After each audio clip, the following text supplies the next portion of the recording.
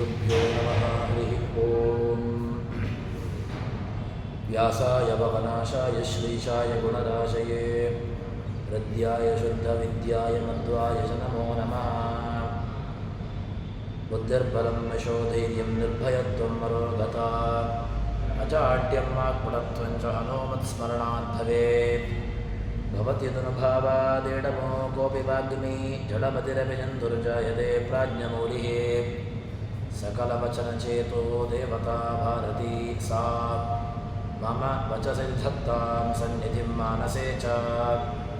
तपोविद्याविरक्त्यादिसद्गुणोघाकरानहं वादिराजगुरोन् वन्दे हयग्रीवपदाश्रयान्।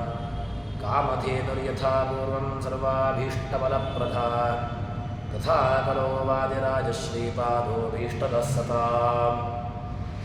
मिथ्यासिद्धान्तदुर्ध्वान्तविध्वंसनविचक्षणः जयतीर्थाख्यतरणिः भसतां नोर्दम्बरे।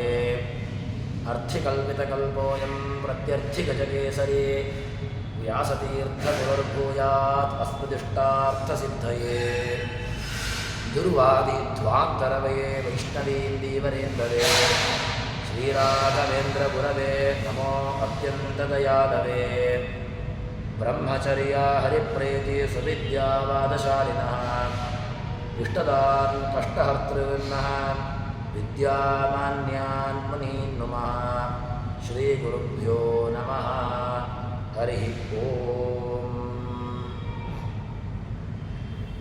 ಹಿಂದಿನ ವಿಘ್ನೇಶ ಸಂಧಿ ಅಂತ ಹೇಳಿಕೊಂಡು ಆ ಸಂಧಿಯಲ್ಲಿ ಗಣಪತಿಯ ವಿಶೇಷವಾದಂತಹ ಚಿಂತನೆ, ಗಣಪತಿಯ ಉಪಾಸನೆ, ಗಣಪತಿಯ ವಿಚಾರಗಳು ಇದೆಲ್ಲವನ್ನು ಕೂಡ ತಿಳಿಸಿ ಅವನನ್ನು ಉಪಾಸನೆ ಮಾಡಿದ್ದರಿಂದಾಗಿ ವಿಶ್ವಂಭರನ ಗಣಪತಿಯ ಒಳಗಿರುವಂತಹ ವಿಶ್ವನಾಮಕದ ಉಪಾಸನೆ ಮಾಡಿದ್ದರಿಂದ ಸಿಗುವಂತಹ ಲಭಿಸುವಂತಹ ಫಲ ಅದನ್ನು ಒಳ್ಳೆಯ ರೀತಿಯಲ್ಲಿ ತಿಳಿಸಿಕೊಟ್ಟು ಅವನನ್ನು ಉಪಾಸನೆ ಮಾಡಿದ್ದರಿಂದಾಗಿ ನಮಗೆ ಶಾಸ್ತ್ರಗಳಲ್ಲಿ ಶಾಸ್ತ್ರದ ಅಧ್ಯಯನದಲ್ಲಿ ಬರುವಂತಹ ಉಂಟಾಗುವಂತಹ ತೊಡಕುಗಳು ಅದರ ನಿವಾರಣೆ ಆಗ್ತದೆ ಎಂಬುದಾಗಿ ಹೇಳುತ್ತಾರೆ. ಅದಾದ ಮೇಲೆ ಮುಂದೆ ಹೇಳುತ್ತಾರೆ ತಾರತಮ್ಯ, ಅಣುತಾರತಮ್ಯ ಅಂತ ಹೇಳಿಕೊಂಡು ಅವನನ್ನು ಮುಂದಿನ ಸಂಧಿಯನ್ನು ಹೇಳುತ್ತಾ ಇದ್ದಾರೆ. ಯಾರೆಲ್ಲ ಯಾವ ಯಾವ ಕಕ್ಷೆಯಲ್ಲಿ ಬರ್ತಾರೆ, ಎಲ್ಲಿ ಅವರ ಉಪಾಸನೆ, ಅವರ ಚಿಂತನೆ ಹೇಗೆ ನಡೆಯಬೇಕು ಎಂಬುದಕ್ಕೆ ಜಗನ್ನಾಥದಾಸರು ಈ ತಾರತಮ್ಯ ಸಂಧಿಯಲ್ಲಿ ತಿಳಿಸಿಕೊಡ್ತಾ ಇದ್ದಾರೆ. ವಿಷ್ಣು ಸರ್ವೋತ್ತಮನು ಪ್ರಾಕೃತಿ ಕನಿಷ್ಠಳಿನಿಪ ಅನಂತ ಗುಣ ಪರಮೇಷ್ಠಿನವರು ಪರಮೇಷ್ಠಿ ಪವನರು ಕಡಿಮೆ ವಾಣೀ ಭಾರತಿಗಳ ಅಧಮ ವಿಷ್ಣುವಾಹ ಫಣೀಂದ್ರ ಮೃಡರಿಗೆ ಕೃಷ್ಣ ಮಹಿಷಿಯ ಅಧಮ ಇವರುಳು ಶ್ರೇಷ್ಠಳಿನಿಪಳು ಜಾಂಬವತಿ ಆವೇಶ ಬಲದಿಂದ. ಅವಳನ್ನು ಇಲ್ಲಿ ಈ ಅಣುತಾರತಮ್ಯದಲ್ಲಿ ಯಾರೆಲ್ಲ ಯಾವ ಯಾವ ಕಕ್ಷೆಯಲ್ಲಿ ಬರ್ತಾರೆ ಅವರ ಚಿಂತನೆ ಹೇಗೆ ನಡೆಯಬೇಕು ಎಂಬುದಕ್ಕೆ ದಾಸರು ಕೊಡುವಂತಹ ಚಿಂತನೆ ಹೇಗೆ ಅಂತ ಕೇಳಿದರೆ ಭಗವಂತನನ್ನು ಮೊದಲಿಗೆ ಹೇಳ್ತಾರೆ. ವಿಷ್ಣು ಸರ್ವೋತ್ತಮ, ಭಗವಂತ ಉಳಿದ ಎಲ್ಲ ದೇವತೆಗಳಿಂದಲೂ ಕೂಡ ಅವನು ಉತ್ತಮನಾಗಿರತಕ್ಕಂಥವನು.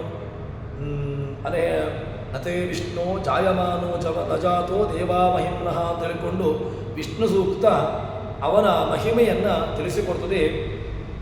ಆದ್ದರಿಂದ ಆ ಭಗವಂತ ಇಡೀ ಜಗತ್ತಿನಲ್ಲಿ ತಾನು ಉತ್ತಮನಾಗಿರತಕ್ಕಂಥವನು.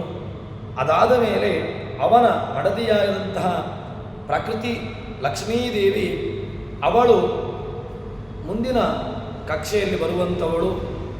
ಅದಾದ ಮೇಲೆ ಮುಂದಿನ ಕನಿಷ್ಠಳಿನಿಪಳು ಅನಂತ ಗುಣ, ಅನಂತಪಟ್ಟು ಕಡಿಮೆಯಾಗಿರತಕ್ಕಂಥವಳು ಚೇತನ ಪ್ರಕೃತಿಯಾದಂತಹ ಮಹಾಲಕ್ಷ್ಮಿ. ಅದಾದ ಮೇಲೆ ಆ ಲಕ್ಷ್ಮಿಗಿಂತಲೂ ಕೂಡ ಕೆಳಗಿನ ಕಕ್ಷೆಯಲ್ಲಿ ಬರುವವರು ಬ್ರಹ್ಮವಾಯುಗಳು, ಪರಮೇಷ್ಠಿ ಪವನರು.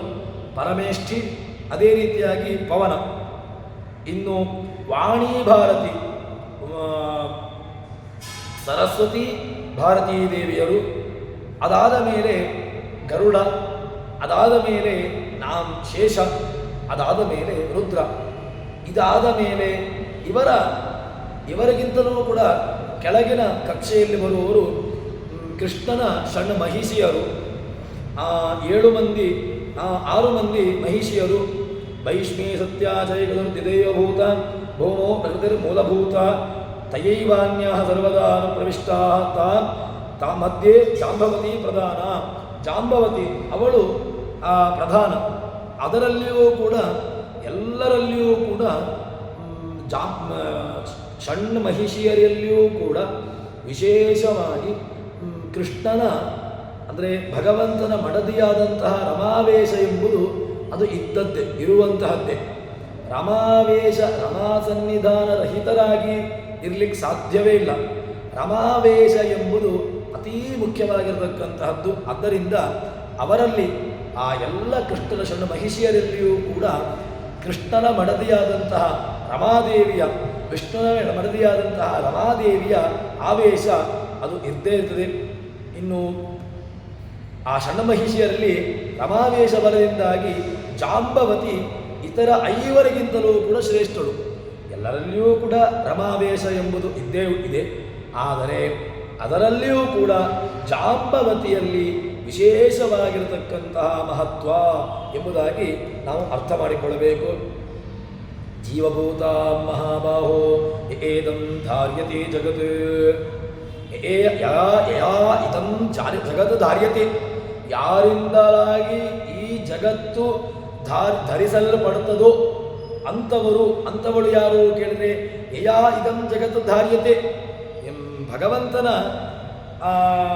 ಅನುಗ್ರಹದಿಂದಾಗಿ ಜಗತ್ತನ್ನು ಧಾರಣೆ ಮಾಡುವವಳು ಲಕ್ಷ್ಮೀದೇವಿ ಎಂಬುದಾಗಿ ನಾವು ಅರ್ಥವನ್ನು ಮಾಡಿಕೊಳ್ಳಬೇಕು. ಆದ್ದರಿಂದ ವಿಶೇಷವಾದಂತಹ ಸನ್ನಿಧಾನ, ವಿಶೇಷವಾದಂತಹ ಚಿಂತನೆಯನ್ನು ನಾವು ನಡೆಸಬೇಕು ಎಂಬುದಾಗಿ ಹೇಳುತ್ತಾರೆ. ಅದಾದ ಮೇಲೆ ಮುಂದೆ ಪ್ಲವಗ ಪನ್ನಗ ಪಾಹಿ ಭೂಷಣ, ಪನ್ನಗ ಪಾಹಿ ಭೂಷಣ ಯುವತಿಯರು ಸಮ, ತಮ್ಮೊಳಗೆ ಜಾಂಬವತಿಗಿಂತಲೇ ಕಡಿಮೆ ಇವರಿಂದ್ರ ಕಾಮರಿಗೆ. ಮುಂದೆ ಶೇಷ, ಗರುಡ, ಆಮೇಲೆ ಶಿವ, ಅವನ ಪತ್ನಿಯಾಗಿರತಕ್ಕಂತಹ ಸೌಪರ್ಣಿ, ವಾರುಣಿ, ಪಾರ್ವತಿ ಇವರು ಸಮಾನರಾಗಿರ್ತಕ್ಕಂಥವರು. ತಮ್ಮ ಕಕ್ಷೆಯಲ್ಲಿ ತಾವು ಸಮಾನರು.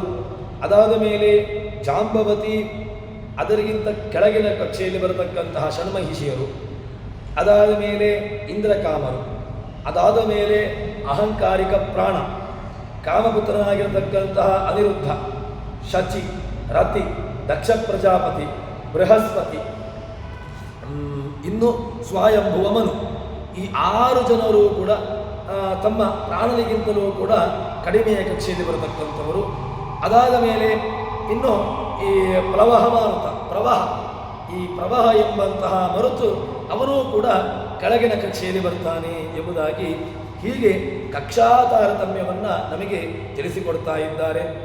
ಇನ್ನು ಮುಂದಿನ ಕಕ್ಷೆಯಲ್ಲಿ ಬರತಕ್ಕಂಥವರು ಪ್ರವಾಹವಾಯುವಿಗಿಂತ ಯಮ, ಸೂರ್ಯ, ಚಂದ್ರ, ಸ್ವಯಂಭುವ ಮನು ಪತ್ನಿಯಾಗಿರ್ತಕ್ಕಂತಹ ಶತರೂಪಾದೇವಿ.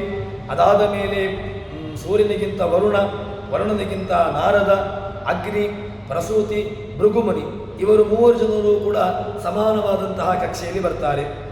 ಇನ್ನು ಅತ್ರಿ ಮೊದಲಾದಂತಹ ಸಪ್ತಋಷಿಗಳು ಇವರೆಲ್ಲರೂ ಕೂಡ ಹೀಗೆ ಒಂದು ದೇವತಾ ಕಕ್ಷಾ ತಾರತಮ್ಯವನ್ನು, ಋಷಿ ತಾರತಮ್ಯವನ್ನು, ಎಲ್ಲ ಒಂದು ತಾರತಮ್ಯದ ಸಿದ್ಧಾಂತವನ್ನು ಇಲ್ಲಿ ಯಾರೆಲ್ಲ ಯಾವ ಕಕ್ಷೆಯಲ್ಲಿ ಬರ್ತಾರೆ ಅವರನ್ನು ಆ ರೀತಿಯಾಗಿ ಕಕ್ಷಾ ವಿಚಾರವಾಗಿ, ಕಕ್ಷಾ ರೀತಿಯಾಗಿ ಅವರ ಉಪಾಸನೆ ಎಂಬುದು ನಡೆಯಬೇಕು ಎಂಬಂತಹ ಅಂಶವನ್ನು, ವಿಚಾರವನ್ನು ತಿಳಿಸಿಕೊಟ್ಟು ಅದಾದ ಮೇಲೆ ಮಿತ್ರನಾಮಕ ಸೂರ್ಯ, ತಾರ, ನಿರತಿ, ಪ್ರವಾಹ ಪತ್ನಿಯಾಗಿರ್ತಕ್ಕಂತಹ ಪ್ರಾವಹಿ ಇವರು ಸಮಾನ.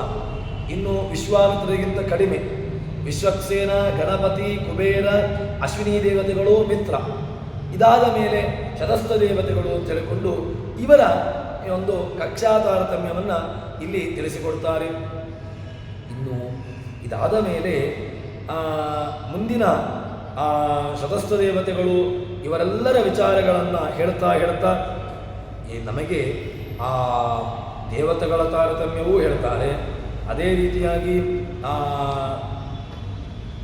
ದೈತ್ಯರ ತಾರತಮ್ಯವನ್ನು ಕೂಡ ಹೇಳ್ತಾರೆ. ಯಾಕೆ ಅಂತ ಕೇಳಿದರೆ ದೇವತಾ ತಾರತಮ್ಯವು ಎಷ್ಟು ಅಗತ್ಯವೋ ದೈತ್ಯರ ತಾರತಮ್ಯವನ್ನು ಕೂಡ ನಾವು ಚಿಂತನೆ ಮಾಡುವುದು ಅತಿ ಅವಶ್ಯಕ.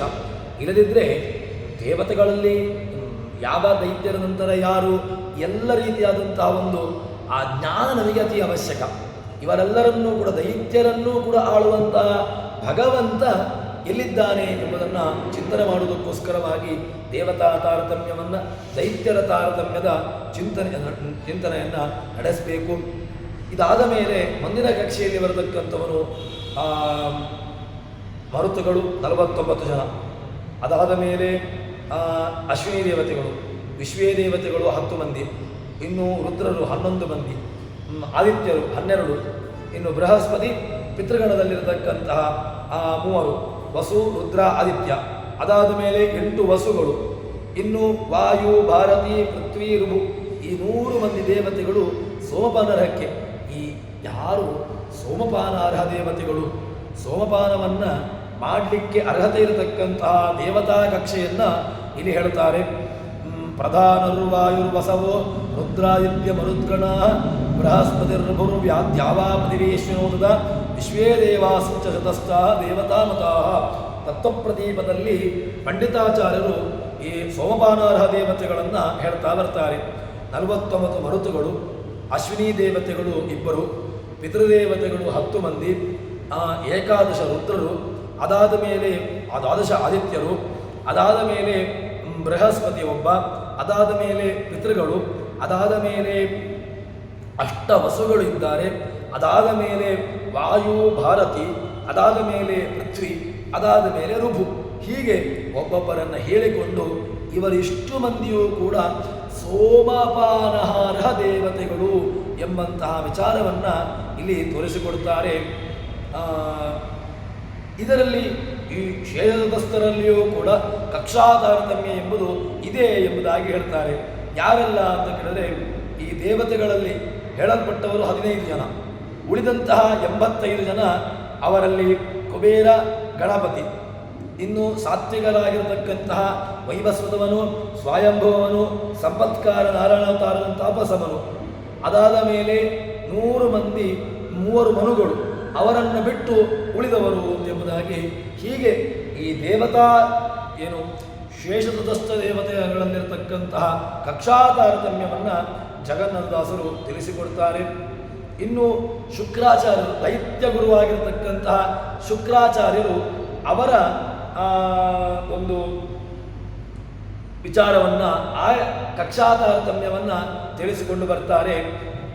ಚ್ಯವನಪುತ್ರನಾಗಿರ್ತಕ್ಕಂತಹ ಶುಕ್ರ, ಅದಾದ ಮೇಲೆ ಬೃಹಸ್ಪತಿಯ ತಮ್ಮನಾಗಿರತಕ್ಕಂತಹ ಉಚಥ್ಯ ಮುನಿ, ಇನ್ನು ಅಗ್ನಿಪುತ್ರನಾಗಿರತಕ್ಕಂತಹ ಪಾವಕ, ಇನ್ನು ಧ್ರುವ, ನಹುಷ, ಶತಬಿಂದು, ಪ್ರಿಯವ್ರತ, ಪ್ರಹ್ಲಾದ, ಅದಾದ ಮೇಲೆ ಚಕ್ರವರ್ತಿ ರಾಜರುಗಳು, ಇನ್ನು ರೋಹಿಣಿ, ಶ್ಯಾಮಲ, ಗಂಗಾ, ವಿರಾಟೆ, ಪರ್ಜನ್ಯ ಇವರ ಒಂದು ಕಕ್ಷಾ ತಾರತಮ್ಯವನ್ನು ಈ ನಮಗೆ ತಿಳಿಸಿಕೊಡ್ತಾರೆ.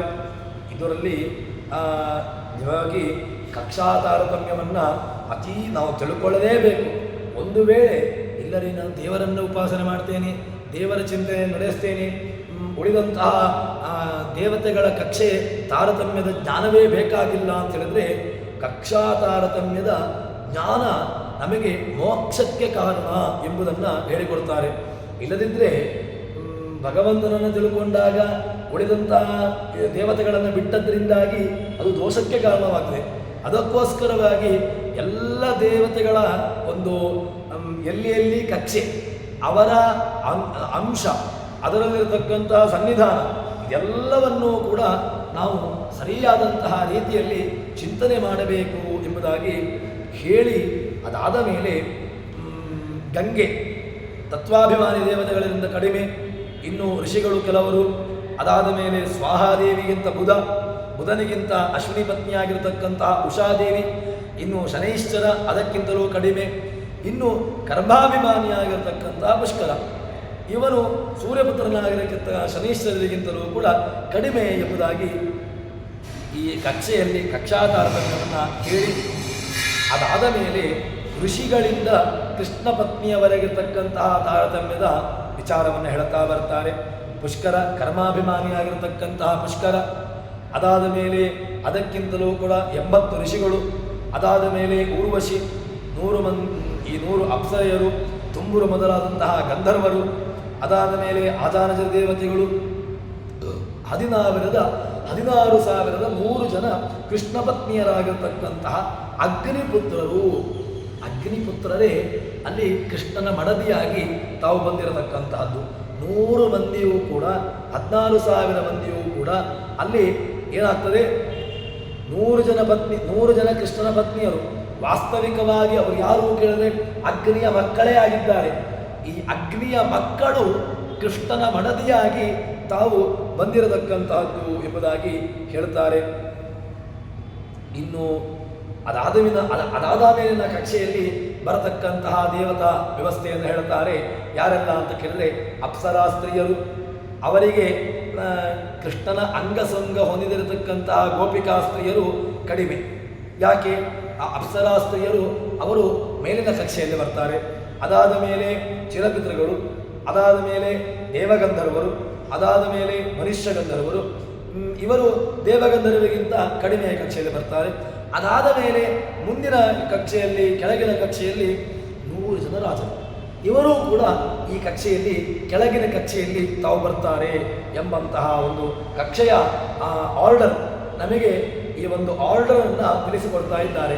ಯಾರು ಎಲ್ಲಿ ಯಾಕೆ ಅಂತ ಕೇಳಿದರೆ ಎಲ್ಲರೂ ಕೂಡ ಒಂದೇ ತಟ್ಟೆಯಲ್ಲಿ ಅಥವಾ ಒಂದೇ ವಿಧವಾದಂತಹ ಸ್ಟೇಜಿನಲ್ಲಿ ಇರಲಿಕ್ಕಿಲ್ಲ. ಅವರವರನ್ನು ಪ್ರಧಾನಮಂತ್ರಿ ಅವನ ಸ್ಥಾನ ಬೇರೆ, ರಾಷ್ಟ್ರಪತಿ ಅವನ ಸ್ಥಾನ ಬೇರೆ. ಅದಾದ ಮೇಲೆ ನಾವು ಸ್ಟೇಟಿನ ವ್ಯವಸ್ಥೆಗೆ ಬಂದಾಗ ಸ್ಟೇಟಿನಲ್ಲಿ ಮುಖ್ಯಮಂತ್ರಿ, ಅದಾದ ಮೇಲೆ ಗೃಹಮಂತ್ರಿಗೆ ರಾಜ್ಯದಲ್ಲಿರತಕ್ಕಂತಹ ಗೃಹಮಂತ್ರಿಗೆ ಅವನಿಗೆ ರಾಜ್ಯದ ಮಾಹಿತಿ ಮಾತ್ರ. ಇನ್ನು ಕೇಂದ್ರ ಸರ್ಕಾರದಲ್ಲಿರತಕ್ಕಂತಹ ಗೃಹ ಮಂತ್ರಿ ಅವನೇನು ಮಾಡುವಂತಹದ್ದು ಅಂತ ಕೇಳಿದ್ರೆ ಕೇಂದ್ರದ ವ್ಯವಸ್ಥೆ, ಬಾರ್ಡರ್, ಅದನ್ನು ತಾನು ಗಟ್ಟಿ ಮಾಡಿಕೊಳ್ಬೇಕು. ಹೀಗೆ ಒಬ್ಬೊಬ್ಬರಲ್ಲಿ ಒಂದೊಂದು ರೀತಿಯಾದಂತಹ ಒಂದು ಪರಿಧಿ. ಅದೇ ರೀತಿಯಾಗಿ ಈ ಕಕ್ಷಾ ತಾರತಮ್ಯಗಳು ಕೂಡ ಒಂದೊಂದು ದೇವತೆಗಳ ಒಂದೊಂದು ಕಕ್ಷೆಯ ತಾರತಮ್ಯದ ವಿಚಾರವನ್ನು ಇಲ್ಲಿ ಜಗನ್ನಾಥದಾಸರು ನಮಗೆ ಅದನ್ನು ಪಟ್ಟಿ ಮಾಡಿ ಕೊಡ್ತಾ ಇದ್ದಾರೆ. ಇನ್ನು ಅದಾದ ಮೇಲೆ ಮುಂದಿನ ಕಕ್ಷೆಯಲ್ಲಿ ಬರತಕ್ಕಂಥವರು ರಾಜರುಗಳಿಂದ ಮನುಷ್ಯೋತ್ತಮರ ತನಗಿರತಕ್ಕಂತಹ ತಾರತಮ್ಯವನ್ನು ಹೇಳಿಕೊಂಡು ಬರ್ತಾರೆ. ರಾಜರುಗಳು ಅದಕ್ಕಿಂತ ಮನುಷ್ಯೋತ್ತಮರು 100 ಗುಣ ಕಡಿಮೆಯಾಗಿರತಕ್ಕಂಥವರು. ಇನ್ನು ಅದಾದ ಮೇಲೆ ಗುಣದಿಂದ ಆಧಿಕ್ಯರಾದಕ್ಕದನ್ನು ಇನ್ನೊಂದು ಏನು ಅಂತ ಕೇಳಿದರೆ ಒಳ್ಳೆಯ ಚಿಂತನೆಯನ್ನು ಹೇಳುತ್ತಾರೆ. ಪೃಥ್ವೀಪತಿಗಳಿಗಿಂತ ಶತ ಮನುಜ ಉತ್ತಮರು ಕಡಿಮೆ ಎನಿಪರು, ಉತ್ತರೋತ್ತರ 100 ಗುಣದಿಂದ ಅಧಿಕರಾಗುವವರ ನಿತ್ಯದಲ್ಲಿ ಚಿಂತಿಸುತ್ತ ನಮಿಸುತ್ತ ಭೃತ್ಯನಾನಹುದೆಂಬ ಭಕ್ತರ ಚಿತ್ತದಲ್ಲಿ ನೆಲೆಗೊಂಡು ಕಾರುಣಿ ಪರಮ ಕೆಳ ಸೌಖ್ಯಗಳ. ಅವನು ಏನು ಮಾಡ್ತಾನೆ ಅಂತ ಕೇಳಿದ್ರೆ ಆ ಕಕ್ಷಾ ತಾರತಮ್ಯವನ್ನು, ಆ ದೇವತೆಗಳ ತಾರತಮ್ಯವನ್ನು ತಿಳಿಸಿಕೊಟ್ಟು ಮನುಷ್ಯೋತ್ತಮರು ಇವರನ್ನೆಲ್ಲ ಚಿಂತನೆ ನಡೆಸಿ ಅದಾದ ಮೇಲೆ ಮುಂದೆ ಹೇಳ್ತಾರೆ, ಈ ಮೇಲಿಂದ ಮೇಲಕ್ಕೆ ಇವರಿಂದ ಮೇಲಕ್ಕೆ ಇರತಕ್ಕಂತಹ 100 ಗುಣ ಅಧಿಕರಾಗಿರತಕ್ಕಂತಹ ರಾಜರು ಅದರಿಂದ ಅಧಿಕರಾಗಿರತಕ್ಕಂಥವರು ಎಂಬುದನ್ನು ಸರಿಯಾಗಿ ಚಿಂತನೆ ನಡೆಸಿ ಅದನ್ನು ಸರಿಯಾದಂತಹ ರೀತಿಯಲ್ಲಿ ಅದನ್ನು ನಡೆಸಿ ಅದರಲ್ಲಿ ಏನು ಮಾಡಬೇಕು ಅಂತ ಕೇಳಿದ್ರೆ ಇವರ ಭೃತ್ಯ, ನಾನು ಭಗವಂತನ ಭೃತ್ಯ ಎಂಬುದನ್ನು ಸರಿಯಾಗಿ ಚಿಂತನೆ ಮಾಡಿಕೊಂಡು ತಾರತಮ್ಯ ಕ್ರಮದಲ್ಲಿ ಚಿಂತನೆ ನಡೆಸುವ ಮೂಲಕವಾಗಿ ಅವರನ್ನು, ದೇವತೆಗಳನ್ನು ಆರಾಧನೆ ಮಾಡುವುದು, ಅವರನ್ನು ಚಿಂತನೆ ಮಾಡುವಂತಹದ್ದು, ನಮಸ್ಕಾರ ಮಾಡುವಂತಹದ್ದು. ಈ ದೇವತೆಗಳ ಭೃತ್ಯ ನಾನು, ದೇವತೆಗಳು ಭಗವಂತನ ದಾಸರು, ಅವರ ಭೃತ್ಯನಾಗಿರತಕ್ಕಂಥವನು ದೇವತಾ ಚಿಂತನೆಯಲ್ಲಿ ನಡೆಸಿಕೊಂಡು ಯಾರು ಅನುಸಂಧಾನವನ್ನು ಗಟ್ಟಿಯಾಗಿ, ಅನುಸಂಧಾನ ಇದು ಸ್ಥಿರವಾಗಿರಬೇಕು. ಈ ಅನುಸಂಧಾನ ಯಾವ ಕಾಲಕ್ಕೂ ಕೂಡ ಇದು ಅಲುಗಾಡಬಾರದು ಅಂತ ಹೇಳ್ತಾರೆ. ಈ ಅನುಸಂಧಾನ ಯಾರಿಗೆ ನಿಶ್ಚಲವಾಗಿ ನಿರ್ಮಲವಾಗಿ ಗಟ್ಟಿಯಾಗಿರ್ತದೆ ಅಂಥವರಿಗೆ ಏನಾಗ್ತದೆ ಕೇಳಿದರೆ ಒಳ್ಳೆಯ ಅನುಗ್ರಹ. ಅದಕ್ಕೋಸ್ಕರವಾಗಿ ಈ ಚಿಂತನೆಗಳನ್ನು ನಡೆಸಬೇಕು ಎಂಬುದಾಗಿ ಹೇಳಿ, ಅದಾದ ಮೇಲೆ ಮುಂದಿನ ಇದರಲ್ಲಿ ಈ ದ್ರುಮ, ಲತಾ, ಗುಲ್ಮ ಇದರಿಂದಿರತಕ್ಕಂತಹ ಜೀವರಾಶಿಗಳ ತಾರತಮ್ಯವನ್ನು ಹೇಳಿಕೊಂಡು ಬರ್ತಾರೆ. ಅಖಿಲ ಪ್ರೇರಕೋ ವಿಷ್ಣುರ್ ಬ್ರಹ್ಮಾದ್ಯ ಉದವಾಂತರ ಅಸುರ ಶುಭ ಶಿವೇಶ್ವ ಕಾಮಾದೇರಭಿಮಾನಿನ ತತ್ರಗಾಮ ಕಾಲೇಮಿ ಸರ್ವಂ ಧೂಮಲೋಲ್ಬಳವತು ಅಂತ ಹೇಳಿಕೊಂಡು ಅದರಲ್ಲಿ ಹೇಳ್ತಾರೆ, ಮರ, ಬಳ್ಳಿ, ಹುಲ್ಲು, ಪೊದೆ ಎಲ್ಲ ಗುಲ್ಮಾದಿಗಳು ಏನಿದೆ ಇದೆಲ್ಲವೂ ಕೂಡ ಇಲ್ಲಿರತಕ್ಕಂತಹ ಜೀವರಾಶಿಗಳು ಕಡಿಮೆಯಾಗಿರ್ತಕ್ಕಂಥವರು. ಇನ್ನು ಅವರಿಗಿಂತಲೂ ಕೂಡ ನಿತ್ಯ ಸಂಸಾರಿಗಳಾಗಿರ್ತಕ್ಕಂತಹ ರಾಜಸರು ಕಡಿಮೆ. ಅದಾದ ಮೇಲೆ ಅಜ್ಞಾನಿಗಳಾಗಿರ್ತಕ್ಕಂತಹ ತಮೋಯೋಗ್ಯರಾಗಿರ್ತಕ್ಕಂಥವರು, ತಮಸ್ಸಿಗೆ ಹೋಗಲಿಕ್ಕೆ ಯೋಗ್ಯರಾಗಿರ್ತಕ್ಕಂತಹ ಭೃತ್ಯರು ಅವರು ಕಡಿಮೆ. ಅದಾದ ಮೇಲೆ ಕ್ರೋಧಾಭಿಮಾನಿ ದೈತ್ಯರು ಇರುವಂತಹದ್ದು. ಅದಾದ ಮೇಲೆ ನಮುಚಿ, ಇವರಿಗಿಂತಲೂ ಕೂಡ ವಿಪ್ರಚಿತ್ತಿ ಅಂತ ಹೇಳಿಕೊಂಡು ಹೀಗೆ ಆ ಕೆಳಗಿನ ಕಕ್ಷೆಯನ್ನು ಹೇಳಿಕೊಂಡು ಬರ್ತಾರೆ. ದೈತ್ಯರ ತಾರತಮ್ಯವನ್ನು ಕೂಡ ಮುಂದಿನ ಪದ್ಯದಲ್ಲಿ ಹೇಳ್ತಾರೆ. ಯಾಕೆ ಅಂತ ಕೇಳಿದರೆ, ಧ್ರುಮಲತಾದಿ ಸ್ವರೂಪ ಜೀವರು ಮುಕ್ತಿಯೋಗ್ಯರಲ್ಲಿ ಇರ್ತಾರೆ. ಅವರಲ್ಲಿ ನಿತ್ಯ ಸಂಸಾರಿಗಳು ತಮ್ಮ ಕಡಿಮೆಯ ಕಕ್ಷೆ. ಅದಾದ ಮೇಲೆ ಅವರಿಗಿಂತ ತಮೋಯೋಗ್ಯರು ಕಡಿಮೆಯಲ್ಲಿ ಬರ್ತಾರೆ ಕಕ್ಷೆ. ಅದಾದ ಮೇಲೆ ಅವರಿಗಿಂತ ಹೆಚ್ಚು ಪಾಪಿಗಳು, ಇನ್ನೂ ಕಡಿಮೆಯಾಗಿರ್ತಕ್ಕಂಥ ದೈತ್ಯರು. ಹೀಗೆ ಈ ದೈತ್ಯರ ತಾರತಮ್ಯವನ್ನು, ದೈತ್ಯರ ಕಕ್ಷೆಯನ್ನು ಹೇಳಿಕೊಂಡು ಬರ್ತಾರೆ. ಇನ್ನು ಅಲಕ್ಷ್ಮಿ, ಇವರ ಅಲಕ್ಷ್ಮಿಯ ಚಿಂತನೆ, ಇದರ ಕಲಿ, ಇವರ ವ್ಯವಸ್ಥೆಯನ್ನು, ಇವರ ಚಿಂತನೆಯನ್ನು ದಾಸರು ತಿಳಿಸಿಕೊಡ್ತಾರೆ. ಅಲಕ್ಷ್ಮಿ ತಥೋ ಲಕ್ಷ್ಮೀ ಪಾಪಿ ಕಲಿಂ ಉದಾಹೃತ ಜಗತ್ರಯೇ ತಥೋ ನೀಚೋ ನಾಸ್ತಿ ದುಷ್ಟೋ ಮಹಾಸುರ ಮಲಸರ್ಗೇಂಧಕಾರೇ ಕಶ್ಮನೆ ದುಷ್ಟಮಾರ್ಗಕ್ಕೆ ಚಿಂತನಾರ್ಹೋಯಮೀಶಸ್ಯ ಜ್ಞಾನವಿಸ್ ವಿವೇಕಿವಿ. ಗರುಡ ಪುರಾಣದಲ್ಲಿ ಬರುವಂತಹ ಮಾತಂತೆ ಅದನ್ನು ಹೇಳ್ತಾರೆ. ಅಲಕ್ಷ್ಮಿ ವಿಪ್ರಚಿತ್ತಿಗಿಂತಲೂ ಕೂಡ ಕಡಿಮೆ. ಇನ್ನು ಕಲಿ, ನೀಚಾತಿ ನೀಚನಾಗಿರತಕ್ಕಂಥವನು ಯಾರು ಅಂತ ಕೇಳಿದ್ರೆ ಈ ಕಲಿ. ಅವನು ಅದರಲ್ಲಿಯೂ ಕೂಡ ಪರಮನೀಚ. ಕಲಿ ಅವನು ಪರಮನೀಚನಾಗಿರ್ತಕ್ಕಂಥವನು. ಅದಾದ ಮೇಲೆ ಅವನಿಗಿಂತ ಪಾಪಿ ಬೇರೆ ಯಾರೂ ಕೂಡ ಸಿಗ್ಲಿಕ್ಕೆ ಸಾಧ್ಯವಿಲ್ಲ. ಯಾಕೆ ಅಂತ ಕೇಳಿದ್ರೆ ಪರಮನೀಚನಾಗಿರತಕ್ಕಂತಹ ಕಲಿ ಅವನು ಮಾಡುವಷ್ಟ ದುಷ್ಟ ಕಾರ್ಯ ಬೇರೆ ಯಾರೂ ಮಾಡಲಿಕ್ಕೆ ಸಾಧ್ಯವೇ ಇಲ್ಲ. ಆದ್ದರಿಂದ ನೀಚಾತಿ ನೀಚನಾಗಿರ್ತಕ್ಕಂಥವನು ಕಲಿ ಅಂತ ಹೇಳ್ತಾರೆ. ಅದಾದ ಮೇಲೆ ಮುಂದೆ ಅವನನ್ನು ಹೇಳ್ತಾರೆ. ಎಲ್ಲಿ ಕೇಳಿದರೆ ಅವನನ್ನು ಚಿಂತನೆ ಮಾಡಬೇಕಾದ್ದು ಎಲ್ಲಿ ಅಂತ ಕೇಳಿದರೆ ಅದನ್ನು ಹೇಳ್ತಾರೆ. ಮಲ ವಿಸರ್ಜನೆ ಮಾಡುವಾಗ, ಅದಾದ ಮೇಲೆ ಕತ್ತಲೆ, ಅದಾದ ಮೇಲೆ ಕೊಳಕು ಪ್ರದೇಶಗಳಲ್ಲಿ, ಕೊಳಕಿನಲ್ಲಿ, ಅದಾದ ಮೇಲೆ ಕೆಟ್ಟ ದಾರಿಗಳಲ್ಲಿ, ಅದಾದ ಮೇಲೆ ಜ್ಞಾನಿಗಳು ಇದನ್ನು ಅಜ್ಞಾನಿಗಳಲ್ಲಿ ಇದನ್ನು ಚಿಂತನೆ ಮಾಡಬೇಕು ಅಂತ ಹೇಳ್ತಾರೆ. ಆದ್ದರಿಂದ ಈ ನೀಚಾತಿ ನೀಚನಾಗಿರತಕ್ಕಂತಹ ಅಲಕ್ಷ್ಮಿ, ಅದೇ ರೀತಿಯಾಗಿ ಕಲಿ ಮೊದಲಾದಂತಹ ಎಲ್ಲರನ್ನೂ ಕೂಡ ನಾವು ಹೇಳ್ತಾರೆ. ಮುಂದೆ ಜಗನ್ನಾಥದಾಸರು ದೈತ್ಯ ಶಕ್ತಿಗಳ ವಿಚಾರವನ್ನು ಕೂಡ ಮುಂದೆ ಹೇಳುವವರಿದ್ದಾರೆ. ಅವರ ತಾರತಮ್ಯವನ್ನು ಕೂಡ ಜಗನ್ನಾಥದಾಸರು ಅದನ್ನು ಸ್ಪಷ್ಟಪಡಿಸ್ತಾರೆ, ಹೇಳ್ತಾರೆ. ಈಗ ಈ ಸಾತ್ವಿಕವಾಗಿರತಕ್ಕಂತಹ 3 ವಿಧವಾಗಿರತಕ್ಕಂತಹ ಜೀವರಾಶಿಗಳಿಗೆ ಅವರ ವಿಚಾರವನ್ನು ಹೇಳ್ತಾರೆ.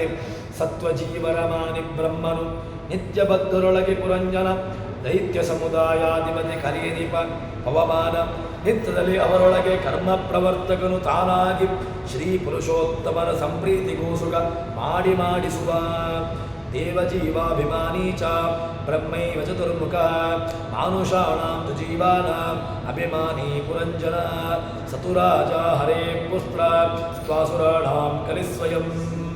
ಸಾತ್ವಿಕವಾಗಿರತಕ್ಕಂತಹ ಜೀವನಾಶಿಗಳಿಗೆ ಬ್ರಹ್ಮದೇವರು ಅಭಿಮಾನಿ, ನಿತ್ಯ ಸಂಸಾರಿಗಳಿಗೆ ಪುರಂಜನ ಅಭಿಮಾನಿ, ದೈತ್ಯರ ಸಮುದಾಯಕ್ಕೆ ಕಲಿ ಅಭಿಮಾನಿ, ಇನ್ನು ನಿತ್ಯದಲ್ಲಿಯೂ ಕೂಡ ಈ ಎಲ್ಲ ಜೀವರಾಶಿಗಳಲ್ಲಿಯೂ ಕೂಡ ಕರ್ಮ ಪ್ರವರ್ತನೆಗೆ ಮುಖ್ಯವಾಗಿರತಕ್ಕಂಥವರು ವಾಯುದೇವರು. ಅದಾದ ಮೇಲೆ ಏನು ಮಾಡ್ತಾರೆ ಕೇಳಿದ್ರೆ, ಕರ್ಮ ಪ್ರವರ್ತಕನು ತಾನಾಗಿ ಪುರುಷೋತ್ತಮನ ಸಂಪ್ರೀತಿಗೋಸುಗ, ಅದನ್ನ ಹೇಳ್ತಾರೆ. ಪುರುಷೋತ್ತಮನ ಪ್ರೀತಿಗೋಸ್ಕರವಾಗಿ ಪುರುಷೇಭ್ಯ ಉತ್ತಮ, ಪುರುಷೇಶು ಉತ್ತಮ ನೈವ ಪುರುಷೇಭ್ಯ ಉತ್ತಮ ಕ್ಷರಾಕ್ಷರಮತೀತೋಹಂ, ಎಲ್ಲ ಕ್ಷರಾಕ್ಷರ ಪುರುಷರಿಗಿಂತಲೂ ಕೂಡ ಮುಖ್ಯನಾಗಿರತಕ್ಕಂಥವನು, ಮೀರಿರತಕ್ಕಂಥವನು ಪುರುಷೋತ್ತಮ. ಅಂತಹ ಪುರುಷೋತ್ತಮನ ಸಂಪ್ರೀತಿಗೋಸ್ಕರವಾಗಿ, ಅವನ ಪ್ರೀತಿಯನ್ನು ಪಡೆಯುವುದಕ್ಕೋಸ್ಕರವಾಗಿ ಈ ಎಲ್ಲ ಕರ್ಮಗಳನ್ನು ಮಾಡಿಸುವ, ಜೀವನಲ್ಲಿ ಕರ್ಮವನ್ನು ಮಾಡುವಂತಹದ್ದು, ಮಾಡಿಸುವಂತಹದ್ದು. ಅಖಿಲ ಪ್ರೇರಕ ಭಗವಂತ ಕರ್ಮದ ಪ್ರೇರಕ ಅಂತ ಹೇಳ್ತಾರೆ. ಯಾಕೆ ಅಂತ ಕೇಳಿದರೆ, ದೇಹದಲ್ಲಿ ಜೀವ ಬ್ರಹ್ಮ, ಜೀವನೂ ಇದ್ದಾನೆ, ಬ್ರಹ್ಮನೂ ಇದ್ದಾನೆ, ಬ್ರಹ್ಮವಾಯುಗಳು ಎಲ್ಲರೂ ಇರ್ತಾರೆ. ಅದರಲ್ಲಿ ಬ್ರಹ್ಮವಾಯುಗಳು ಇವರಿಬ್ಬರೂ ಕೂಡ ವಾಯುದೇವರು ಕರ್ಮವನ್ನು ಪ್ರೇರೇಪಣೆ ಮಾಡಿಸ್ತಾರೆ. ನಮ್ಮ ಕೈಯಿಂದ ಅಖಿಲ ಪ್ರೇರಕ ಎಲ್ಲ ಕರ್ಮಗಳನ್ನು ಕೂಡ ಪ್ರೇರಣೆ ಮಾಡ್ತಾ ಹೇಳ್ತಾರೆ ಮಾಡಿಸುವಂತಹದ್ದು ಪುರುಷೋತ್ತಮನ. ಮತ್ತೆ ಮಾಡಿಸುವುದು ಯಾಕೆ ಅಂತ ಕೇಳಿದ್ರೆ, ಭಗವತ್ ಪ್ರೇರಣೆಯ ಭಗವತ್ ಪ್ರೀತ್ಯರ್ಥಂ ಎಂಬಂತಹ ಚಿಂತನೆಯಲ್ಲಿ ಈ ಕರ್ಮವನ್ನು ಮಾಡಿಸುವಂತಹದ್ದು ಅಂತ ಹೇಳ್ತಾ ಇದ್ದಾರೆ. ಅದಾದ ಮೇಲೆ ಆ 3 ವಿಧವಾಗಿರತಕ್ಕಂತಹ ಜೀವರಾಶಿಗಳಲ್ಲಿ ಮುಖ್ಯ ಪ್ರಾಣ ಅವನೇನು ಮಾಡ್ತಾನೆ ಅಂತ ಕೇಳಿದರೆ, ಸತ್ವಗುಣ, ಸತ್ವ, ರಾಜಸ, ತಾಮಸ 3 ವಿಧವಾಗಿರತಕ್ಕಂತಹ ಜೀವರಾಶಿಗಳಲ್ಲಿ ತಾನು ಇದ್ದುಕೊಂಡು ಅಧಿಕಾರಕ್ಕೆ ಸಲುವಾಗಿ ಅವರವರ ಯೋಗ್ಯತೆ. ಯಾಕೆ ಅಂತ ಕೇಳಿದರೆ, ಭಗವಂತ ಮುಖ್ಯವಾಗಿ ನೋಡುವುದು ಏನನ್ನ ಅಂತ ಕೇಳಿದರೆ ಅವರ ಯೋಗ್ಯತೆಯನ್ನು, ಆ ಯೋಗ್ಯತೆಯನ್ನು ಅನುಸರಿಸಿಕೊಂಡು ತಾನು ಕರ್ಮವನ್ನು ಮಾಡಿಸುವಂತಹದ್ದು. ಇನ್ನು ಸುರರಿಗೆ ಜ್ಞಾನಭಕ್ತಿಯಾದಿಗಳನ್ನು, ಒಳ್ಳೆಯ ಜೀವರಾಶಿಗಳಿದ್ದಾರೆ, ಸುರರಿಗಾಗುವಾಗ ಅವರಿಗೆ ಒಳ್ಳೆಯ ಜ್ಞಾನಭಕ್ತಿಯಾದಿಗಳನ್ನು ಕೊಡ್ತಾನೆ. ಮಧ್ಯಮ ಜೀವರಾಶಿಗಳಿಗೆ ಮಿಶ್ರಜ್ಞಾನ, ಇನ್ನು ದೈತ್ಯರಿಗೆ ಅಜ್ಞಾನ, ಮೋಹ, ದ್ವೇಷ ಇತ್ಯಾದಿಗಳನ್ನು ಕೊಟ್ಟು ತೋರಿಸುವಂತಹದ್ದು ಅಂತ ಹೇಳ್ತಾರೆ. ತತ್ವಜ್ಞಾನ ಮುಕ್ತಿಭಾಜ, ಯೇ ತತ್ವಜ್ಞಾನಂ ಇಚ್ಛಂತಿ ತೇಷಾಂ ಕೃತೆ ಸಹ ಭಗವಾನ್ ಕಿಂ ಕರೋತಿ, ಭಗವಂತ ಏನು ಮಾಡ್ತಾನೆ ಅವರಿಗೆ ತತ್ವಜ್ಞಾನ. ಮುಕ್ತಿಭಾಜ ಯೇ ಮುಕ್ತಿಭಾಗ್, ಯಾರು ಮುಕ್ತಿಯನ್ನು ಹೊಂದಲಿಕ್ಕೆ ಯೋಗ್ಯತೆ ಉಳ್ಳವರು ಮುಕ್ತಿಭಾಜು, ಅದರಿಂದಾಗಿ ಮುಕ್ತಿಯನ್ನು ಹೊಂದಲಿಕ್ಕೆ ಯೋಗ್ಯರಾಗಿರತಕ್ಕಂಥವರಿಗೆ ತತ್ವಜ್ಞಾನ. ಇನ್ನು ಯೋಗ್ಯತಾ ತಾರತಮ್ಯ ಆದತ್ಸೇ ಮಿಶ್ರಬುದ್ಧಿ, ಇನ್ನು ಮಿಶ್ರಬುದ್ಧಿ ಉಳ್ಳವರಿಗೆ ಅವರಿಗೇನು ಕೊಡ್ತಾನೆ ಭಗವಂತ, ತ್ರಿವಿಧರೆಯ ಗೋಚರಾನ್, ಅವರನ್ನು ತಿರುಗಿಸ್ತಾನೆ. ಇನ್ನು ನಿತ್ಯಬದ್ಧಾನ್ ತಾಮಿಶ್ರಾಮ್, ತಮಸ್ಸಿಗೆ ಹೋಗ್ಲಿಕ್ಕಿರತಕ್ಕಂಥವರಿಗೆ ಅವರಿಗೆ ಏನಿಲ್ಲ, ಅವರಿಗೆ ತಮಸ್ಸು ಬಹುಲ, ಅವರಿಗೆ ನೇರವಾಗಿ ತಮಸ್ಸಿನಲ್ಲಿಯೂ ಕೂಡ ತುಂಬ ವಿಧವಾಗಿರತಕ್ಕಂತಹ ಪ್ರಭೇದಗಳನ್ನು ಹೇಳ್ತಾರೆ. ತಾಮಿಶ್ರ, ಅನ್ನತಾಮಿಶ್ರ, ಈ ರೀತಿಯಾಗಿ ಬೇರೆ ಬೇರೆ ರೀತಿಯಾದಂತಹ ವಿಭಾಗಗಳನ್ನು ಹೇಳ್ತಾರೆ. ಆದ್ದರಿಂದ ತಾಮಿಶ್ರಾಂದಾಧಿಕಕ್ಕೆ ತಮಸ್ಸು ಬಲ, ಅವರನ್ನು ತಮಸ್ಸಿಗೆ ಹಾಕಿಬಿಡ್ತಾನೆ ಅಂತ ಹೇಳ್ತಾರೆ. ದುಃಖಯಸ್ಯನ್ಯಥಾ ಜ್ಞಾನ, ಅಂತಹವರನ್ನು ತಮಸ್ಸಿಗೆ ಹಾಕಿ ಅವರನ್ನು ತಿರುಗಿಸ್ತಾನೆ. ವಿಷ್ಣೋರಾಜ್ಞಾಭಿಹಿತಂ, ಅವರನ್ನು ಭಗವಂತ ವಿಷ್ಣುವಾಜ್ಞಾಭಿ, ಭಗವಂತನ ಆಜ್ಞೆಗೆ ಅನುಸಾರವಾಗಿ. ಯಾಕೆ ಅಂತ ಕೇಳಿದರೆ, ಪ್ರಾಣದೇವರು ಏನನ್ನು ಬೇಕಾದರೂ ಕೊಡಲಿಕ್ಕೆ ಸಾಮರ್ಥ್ಯವುಳ್ಳವರು ಅಂತ ಎಂಬಂಥ ಮಾತನ್ನು ಹೇಳ್ತಾರೆ. ಯಾಕೆ ಇಲ್ಲ, ಮೋಕ್ಷವಿಚ್ಛೆ ಜನಾರ್ದನ ಅಂತ ವಾಕ್ಯ ಉಂಟಲ್ವ ಪುರಾಣದಲ್ಲಿ. ಮೋಕ್ಷ ಕೊಡಬೇಕಾದ್ದು ಭಗವಂತನ ಕೆಲಸ, ಇತರರು ಕೊಡಲಿಕ್ಕಿಲ್ಲಲ್ವ, ಅದು ಅವನ ಅಸಾಧಾರಣ ಧರ್ಮ ಅಂತ ಹೇಳಿದರೆ ಇಲ್ಲ, ಅದು ಅಸಾಧಾರಣ ಧರ್ಮ ಆಗಿದ್ದರೂ ಕೂಡ ಭಗವಂತನ ಆಜ್ಞೆಗೆ ಅನುಸಾರವಾಗಿ ಪ್ರಾಣದೇವರೂ ಕೂಡ ಮುಕ್ತಿಯನ್ನು ಕೊಡಲಿಕ್ಕೆ ಅರ್ಹರೆ, ಕೊಡ್ತಾರೆ. ಆದರೆ ಮುಕ್ತಿಯನ್ನು ಕೊಡುವಂತಹದ್ದು ಭಗವಂತನ ಧರ್ಮವೇ, ಭಗವಂತ ಕೊಡ್ತಾನೆ. ಆದರೆ ಪ್ರಾಣದೇವರಿಗೆ ಸಾಮರ್ಥ್ಯ ಇಲ್ಲ ಅಂತಿಲ್ಲ, ಪ್ರಾಣದೇವರು ಕೂಡ ಇದನ್ನು ಕೊಡ್ತಾರೆ ಎಂಬುದಾಗಿ ಹೇಳ್ತಾರೆ. ಅದಕ್ಕೋಸ್ಕರವಾಗಿ ಈ ತಾರತಮ್ಯದ ವಿಚಾರವನ್ನು ಹೇಳ್ತಾ ಇದ್ದಾರೆ. ಇದರಲ್ಲಿ ಆ ತಾರತಮ್ಯದ ವಿಚಾರಗಳು ನಾವು ಯಾಕೆ ತಿಳ್ಕೊಳ್ಳಬೇಕು ಅಂತ ಕೇಳಿದರೆ, ಬೇಕಾಗಿರತಕ್ಕಂತಹದ್ದೇ. ಯಾವತ್ತೂ ಕೂಡ ನಾವು ಚಿಂತನೆ ಮಾಡಲೇಬೇಕಾಗಿರತಕ್ಕಂತಹದ್ದು. ದೇವತೆಗಳ ದೈತ್ಯರ ತಾರತಮ್ಯ ಜ್ಞಾನ, ಅದರ ಫಲಶ್ರುತಿ ಏನು ಅಂತ ಕೇಳಿದರೆ ದೇವದೈತ್ಯರ ತಾರತಮ್ಯವ ಈ ವಿಧದಿ. ಅದನ್ನು ಕೇಳಿಕೊಂಡದ್ರಿಂದಾಗಿ ಭಗವಂತ ಸರ್ವೋತ್ತಮ ಅಂತ ಗೊತ್ತಾಗ್ತದೆ. ಭಗವಂತ ಉತ್ತಮ ಅಂತ ಗೊತ್ತಾದಾಗ ನೀವೇನು ಮಾಡ್ತೀರಿ, ಅಂಥವರನ್ನು ಭಗವಂತನನ್ನು ಸರಿಯಾದಂತಹ ರೀತಿಯಲ್ಲಿ ಉಪಾಸನೆಯನ್ನು ಮಾಡಲಿಕ್ಕೆ ಮಾಡ್ತೀರಿ. ಅದಾದ ಮೇಲೆ ಭಗವಂತ ಆನಂದಮಯ ಅಂತ ಗೊತ್ತಾಗ್ತದೆ. ಅಂಥ ಆನಂದಮಯನಾಗಿರ್ತಕ್ಕಂತಹ ಭಗವಂತ ಮತ್ತೇನು ಬ್ರಹ್ಮಾದಿಗಳಿಂದ ಸ್ತುತ್ಯ. ಅವನು ಬ್ರಹ್ಮೇಶ ಚಕ್ರ ವಿಧರ್ಮ ಶಶಾಂಕ ಪೂರ್ವ ಗಿರಿಮಾಣ ಸತಿರಿಯಂ, ಅವರೆಲ್ಲರಿಂದಲೂ ಕೂಡ ಸ್ತುತ್ಯ. ಅಂತಹ ಸ್ತುತ್ಯನಾಗಿರತಕ್ಕಂಥವನು ಎಂಬುದಾಗಿ ಹೇಳ್ತಾರೆ. ವಿಷ್ಣೋರತ್ಯುತ್ತಮತ್ವಾತ್ ಅಖಿಲ ಗುಣಗಣೈ ತತ್ರ ಭಕ್ತಿಂ ಗರಿಷ್ಠಾಂ ಸಂಶ್ಲಿಷ್ಟೇ ಶ್ರೀಧರಾಭ್ಯಾಂ ಅಮುಮಥ ಪರಿವಾರ ಆತ್ಮನಾ ಸೇವಕೇಶು ಯಹ ಸಂಧತ್ತೆ ವಿರಿಂಚಿ ಶ್ವಸನ ವಿಹಗಮ ಅನಂತ ರುದ್ರೇಂದ್ರ ಪೂರ್ವೇಶು ಆದ್ಯಾಯಂ ತಾರತಮ್ಯಂ ಸ್ಫುಟವತಿ ಸಹ ವಾಯುರಸ್ಮದ್ಗುರುಸ್ತಂ. ವಾಯುದೇವರು ಗುರುಗಳು ಅಂತ ಹೇಳ್ತಾರಲ್ವ, ಅದರಲ್ಲಿ ಭಗವಂತ ಉತ್ತಮ. ಅದಾದ ಮೇಲೆ ತತ್ರ ಭಕ್ತಿಂ ಗರಿಷ್ಠಾಂ, ಅವನಲ್ಲಿ ಅತ್ಯಂತ ಉತ್ಕಟವಾದಂತಹ ಭಕ್ತಿ. ಅದಾದ ಮೇಲೆ ಆಶ್ಲಿಷ್ಟೇ ಶ್ರೀಧರಾಭ್ಯಾಂ, ಅದಾದ ಮೇಲೆ ಶ್ರೀಧರ ಭಗವಂತ, ಲಕ್ಷ್ಮೀದೇವಿ ಪರಿವಾರಾತ್ಮನ, ಉಳಿದವರೆಲ್ಲ ಅವನ ಪರಿವಾರತೆಯ. ಅನ್ಯ ದೇವತೆಗಳನ್ನು ಕೂಡ ನಾವು ಚಿಂತನೆ ಮಾಡಬೇಕು. ರಮಾ ಬ್ರಹ್ಮಾದಯಸ್ತಸ್ಯ ಪರಿವಾರತ ಏವತು, ರಮಾ ಬ್ರಹ್ಮಾದಿಗಳನ್ನು ಕೂಡ ಭಗವಂತನ ಪರಿವಾರತೆಯ ಧ್ಯಾನ ಮಾಡಲೇಬೇಕು, ಪೂಜೆ ಮಾಡಲೇಬೇಕು, ಅರ್ಚನೆ ಮಾಡಲೇಬೇಕು. ಅದಾದ ಮೇಲೆ ಮುಂದೆ ಹೇಳುತ್ತಾರೆ ಈ ತಾರತಮ್ಯ ಲಕ್ಷ್ಮೀ ವಿರಿಂಚ ವಾಣೇಶ ಗಿರಿಜೇಂದ್ರ ಗಿರಾಂಬದಿ ಸೂರ್ಯಾದಯಶ್ಚ ಕ್ರಮಶೋ ಭಗವತ್ ಪ್ರೀತಿಗೋಚರ. ಭಗವಂತನ ಪ್ರೀತಿ ಸಿಗಬೇಕು, ಭಗವಂತನಲ್ಲಿ ಒಳ್ಳೆಯ ಜ್ಞಾನ ಬೇಕು ಅಂತ ಹೇಳಿದ್ರೆ ಇದನ್ನು ಮಾಡಬೇಕು. ತೇಷು ಭಕ್ತಿ ಕ್ರಮೇಣೈವ ಕಾರ್ಯಾನಿತ್ಯ ಮುಮುಕ್ಷುಭಿ. ಮುಮುಕ್ಷುಗಳು ಯಾರು ಮೋಕ್ಷಮಿಚ್ಚು, ಮುಮುಕ್ಷ ಶಬ್ದಕ್ಕೆ ಏನರ್ಥ ಅಂತ ಕೇಳಿದ್ರೆ ಯೇ ಮುಮುಕ್ಷವಃ ವರ್ತಂತೆ ಯೇ ಮೋಕ್ಷಮಿಚ್ಛಂತಿ, ಯಾರಿಗೆ ಮೋಕ್ಷದ ಮೇಲೆ ಆಸೆ ಇದೆ, ಯಾರಿಗೆ ಭಗವಂತನ ಮೇಲೆ ಆಸೆ ಇದೆ, ಯಾರಿಗೆ ಭಗವತ್ ತತ್ವಜ್ಞಾನದಲ್ಲಿ ಆಸಕ್ತಿ ಇದೆ, ಅಂಥವರು ದೇವರನ್ನು ಉಪಾಸನೆ ಮಾಡಬೇಕು. ಇಲ್ಲಾಂದರೆ ಯಾರನ್ನು ಬೇಕಾದರೂ ಉಪಾಸನೆ ಮಾಡಲಿ. ನಮಗೆ ಬೇಕಾದಷ್ಟು ದೇವತೆಗಳು ಸಿಗ್ತಾರೆ. ಅದಕ್ಕೋಸ್ಕರವಾಗಿ ನಮಗೆ ಅನುವ್ಯಾಖ್ಯಾನದಲ್ಲಿ ಈ ಮಾತನ್ನು ಹೇಳ್ತಾರೆ.